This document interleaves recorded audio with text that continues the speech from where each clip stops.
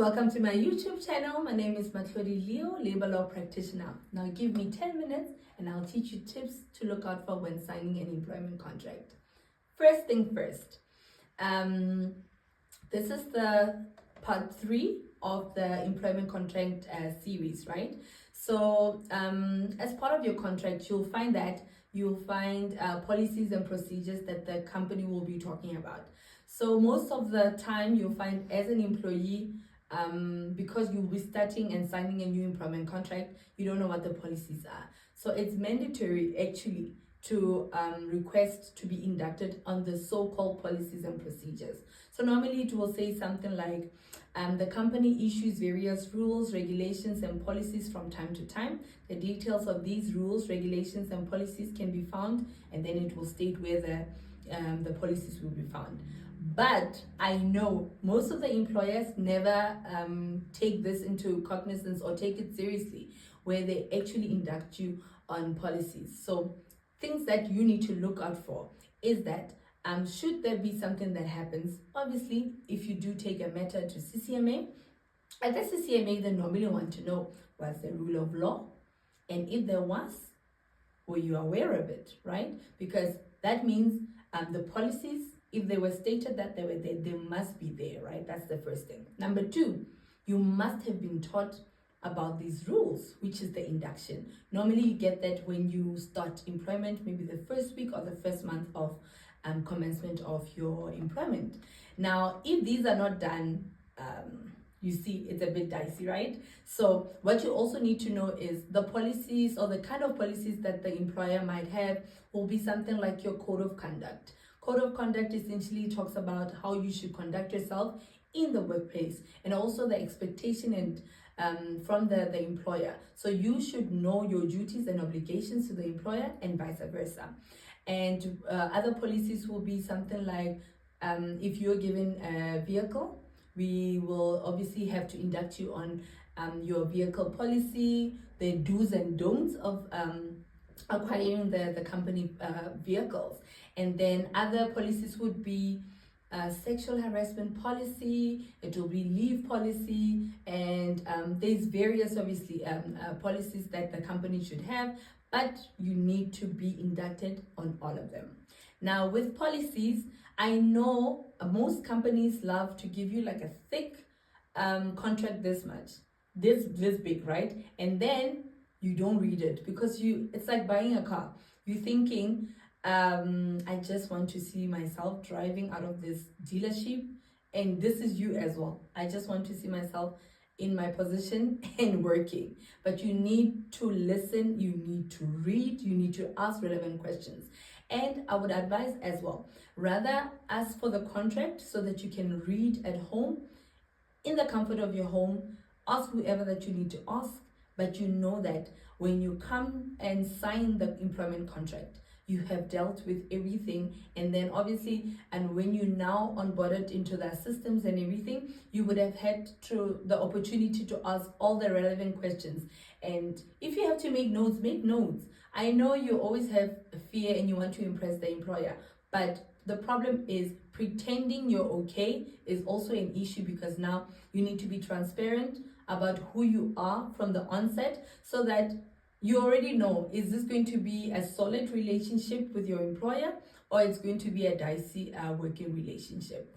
And the other thing about policies is, after you've been put through or inducted on these policies, you need to sign acknowledgement of training. It's very important. It's also very important for the employer, because as a new employee or as an employee, if there's changes in these rules and regulations or policies in the company, if they change them yearly, you need a refresher course. Because I know most of you like to pretend that you don't know anything about policies. So it also safeguards the employer, but it also safeguards you as well.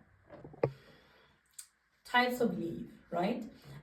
It's important to know also when signing an employment contract, the employer must explain thoroughly the types of leave. So we know there's annual leave, sick leave, maternity leave, paternity leave, and sometimes you do get, depending on the company, you do get unpaid leave, you also get study leave. And please remember, don't go to your employer and say, Matlodi said that you are entitled to study leave. There isn't really a law that says there is study leave. You can look up in any act, but obviously because an employer has to be progressive, we encourage that they must implement study leave. So normally with study leave, what will happen is you will get granted the day that you're writing, right? Or the day that you're writing and the day before. So please do not say I said there is obligation, but obviously please inform your employer, and the expectation from the employer regarding study leave is that you give them the your timetable, your exam timetable, and also at the beginning of the year also just give them the proof of registration. It's important because if we have to do nice things for you as an employee, we also need you to be transparent. Now with annual leave, remember, it will vary from one company to another. One employer can give you leave accrual of 1.25 and another 1.75, right? And that will automatically mean if you're working a 5-day week, then you'll be entitled to 15 days, another will be entitled to 21 days. Do not go and say we are entitled to this, right? The law will say with the leave entitlement, it is based on what is agreed upon in terms of the accrual. If it's 1.25 or is it 1.75? Now with annual leave, people love to think that with annual leave you can just take it anywhere. No, you don't. With annual leave, you must prepare the employer. Take it. Do not, if you are working in the same department and then you all take leave at the same time. And also it should be aligned with the line of work you're in. Say for instance, if you're in the construction industry, we know that in December, that's when they shut down, right? There is the December closure, so construction closes. Now, normally their leave is aligned to that. And then in other corporate businesses, then you know that there are companies that don't close or they do close. If they close in December, you are supposed to align it with your December closure. But any other company that does not close during December or any other period, then you must accrue those days. Then you have your full cycle. So normally your full cycle will be on the anniversary of when you started working. And this is where a lot of employees get it wrong.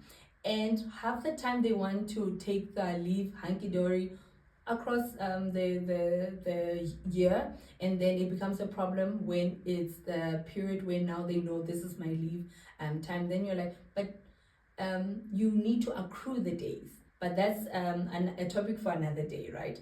And then with sick leave as well, please put in notice. You need to bring your notice or your medical certificate from the doctor.